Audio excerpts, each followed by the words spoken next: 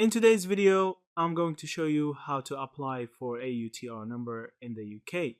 A unique taxpayer reference UTR number in the UK is a 10-digit identifier issued by HMRC to anyone who needs to complete a self-assessment tax return.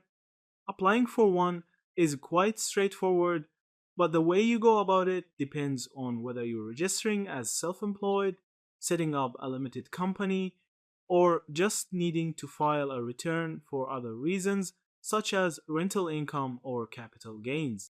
If you're self-employed or starting a sole trader business, you apply for a UTR by registering for self-assessment through the HMRC website.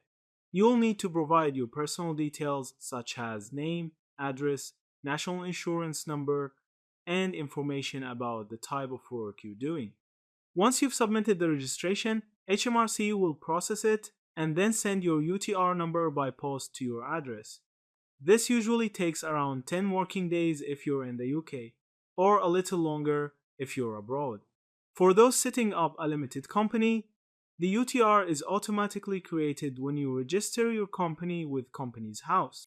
HMRC will post the number to your registered office address within a couple of weeks, so you don't need to apply separately. In situations where you aren't self-employed but still need to file a self-assessment, for example, because you earn income from property, investments, or freelancing on the side, you can still register online with HMRC under Not Self-Employed. The process is similar and will result in HMRC posting you a UTR once your registration is accepted.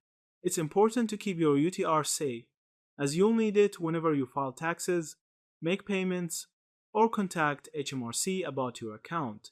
If you lose it, you can find it on old tax returns, HMRC letters, or by logging into your HMRC online account.